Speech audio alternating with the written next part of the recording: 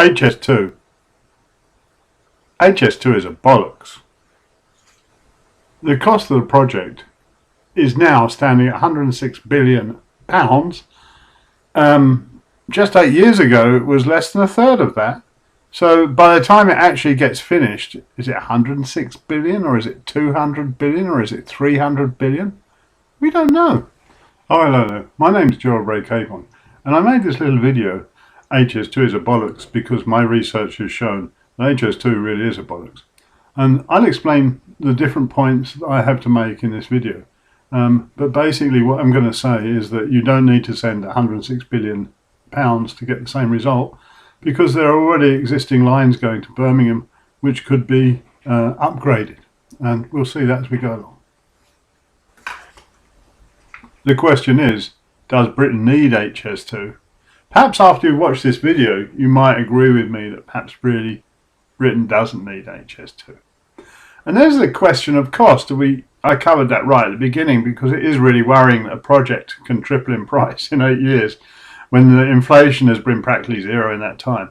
And if you look at the cost overruns on Crossrail and also the delays on Crossrail, you have real difficulty in believing that Britain can bring in on time and on money major infrastructure projects. So what we're going to do first is have a look at the promotional video by HS2, just a couple of extracts. I've not taken them out of context. This is material that's in the public domain on the website.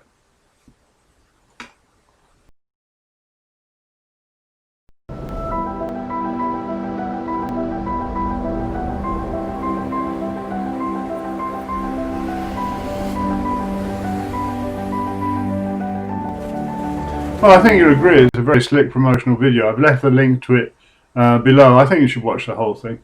My first comment is that what they're indicating is they need more capacity between London and Birmingham, and it's all going to be very ecological and all that. But the reality is there are 3 existing lines to Birmingham. 2 of them are used quite extensively. One of those is electrified, one isn't. And there's a 3rd line via Worcester, which is not used at all.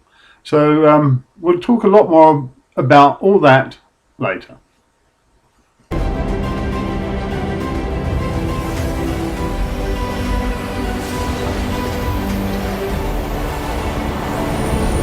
When I watched this extract of the video, I wondered if HS2 had invented a brand new way of powering high-speed trains that didn't involve overhead wires. I realised very quickly, of course, this wasn't true. And what they show is this wonderful sleek train going through the countryside. When in actual fact, high-speed lines, 360 km/h lines, need very, very heavy infrastructure. The metal uprights, things that hold the cables, are much closer together than ordinary overhead powered electrical systems. So, you know, it's sort of like, not only do they not show them at all, but, you know, look at this image of a typical high-speed train line in France. You'll see that the uprights are very heavy, they're very close together, and also you have the physical infrastructure bringing the cables for the next section as well on the top. It's much, much heavier than an ordinary overhead wire train line. Why is HS2 a bollocks? First off, speed. Building a 360 km/h train line in Britain, where the greatest distance between any 2 major conurbations is London to Glasgow and is only 550 kilometres, is total rubbish. You don't need that speed in Britain. 250 km/h would be well sufficient. And quite often you can modify existing lines to run at 250 km/h without too much, or without the phenomenal expense of HS2. Speed. This slide is taken from a course given at a French technical university for people who are going to exploit high-speed train lines from a technical point of view. So what I've done is I've used this graph and I've based the following curves on the next slides on it. From the data from that course, I've extrapolated the following acceleration and deceleration phases for a 330 km/h train, which I've worked out to be about 10 minutes acceleration, 10 minutes deceleration. In high-speed trains, it's not braking, it's deceleration, because you're putting current back into the overhead wires instead of taking it from it as you slow down.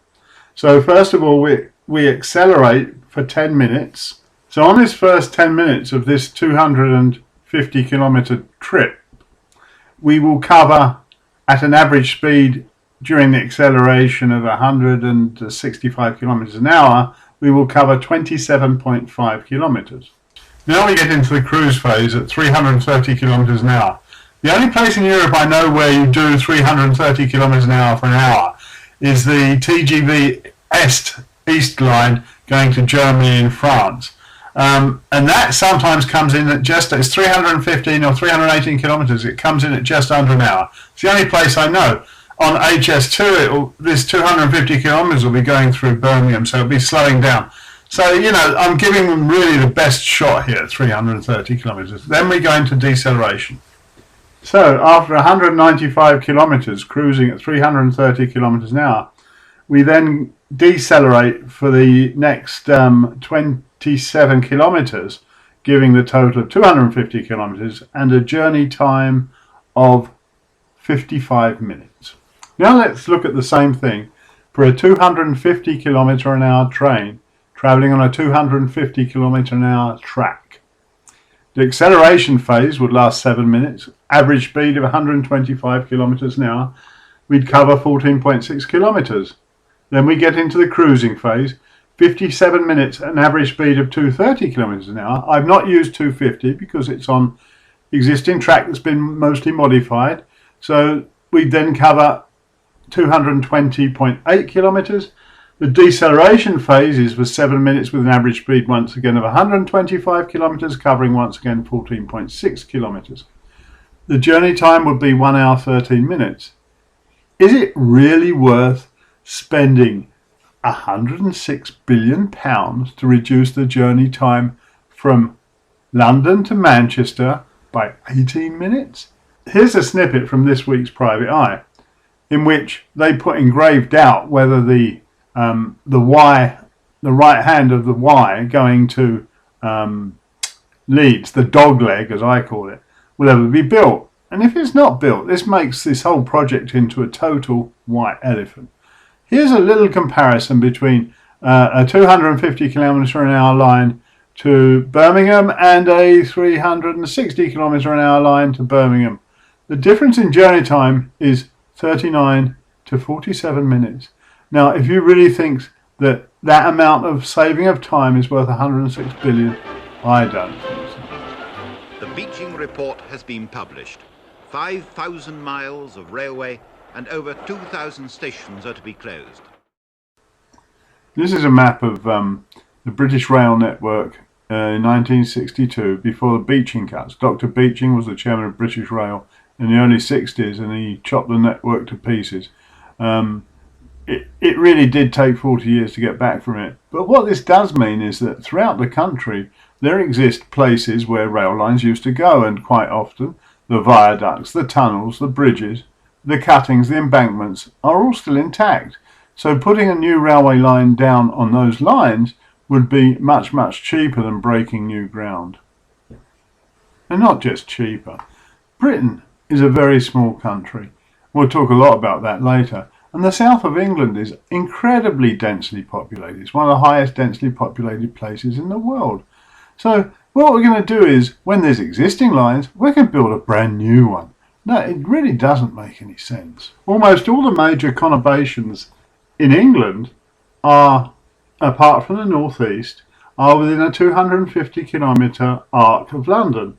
This means that if you had decent 250 kilometre an hour railway lines, anywhere in that arc should be reachable for London within an hour 10 and an hour 15 minutes, which is quite acceptable. You don't need to go any faster than that. And in fact, the only justifiable purpose-built high-speed line, or very high-speed line in Britain, would be running from Hull via Newcastle to Glasgow and Edinburgh.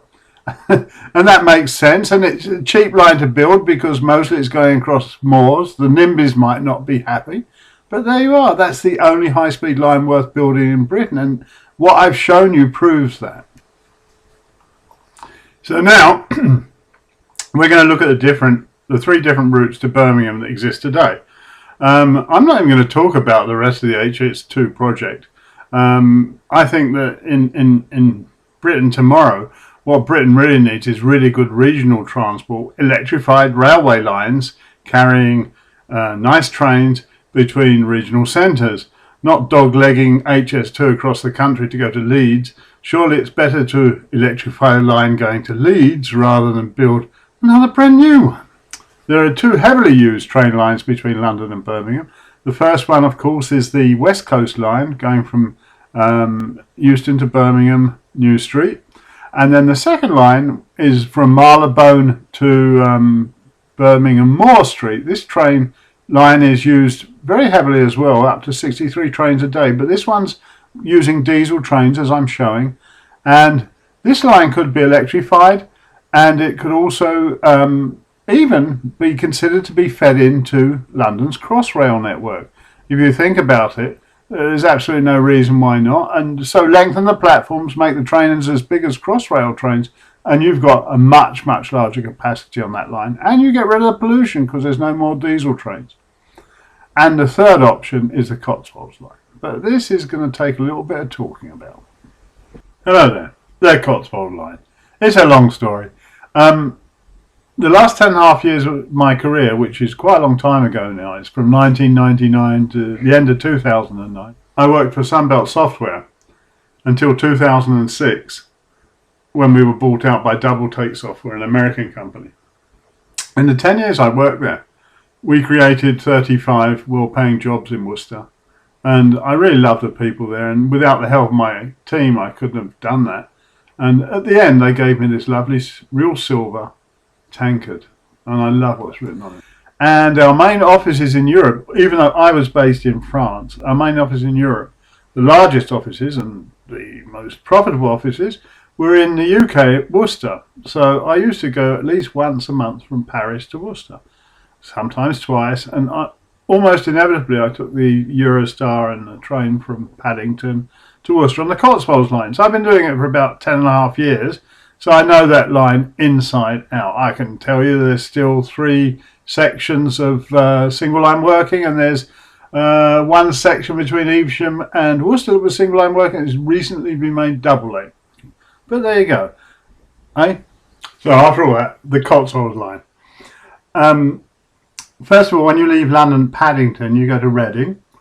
This part's just been electrified as part of the Crossrail project, so that wouldn't need to be electrified.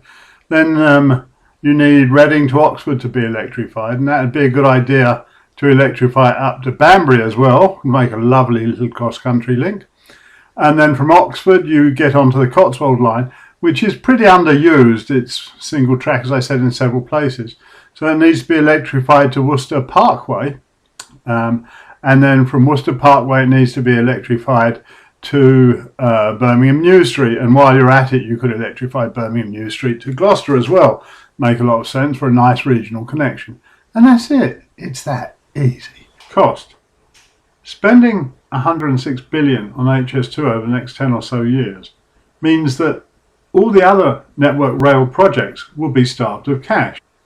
Speed. I think I've shown pretty conclusively that building 360 km/h train lines in Britain doesn't make a lot of sense. 250 km/h trains, which Britain already owns, running on 250 km/h tracks is quite sufficient. Then you can actually quite often upgrade the 200 km/h stretches, which are actually already in place on British Railways, to 250 km/h without an enormous expense, without HS2 style expense.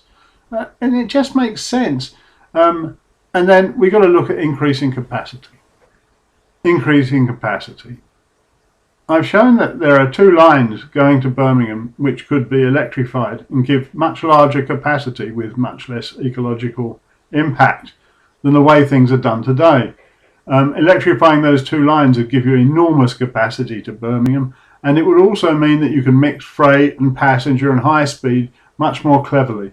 So I think that spending £106 billion on a single line to Birmingham, when an increase of capacity even greater than that could be achieved with spending perhaps a quarter of that money.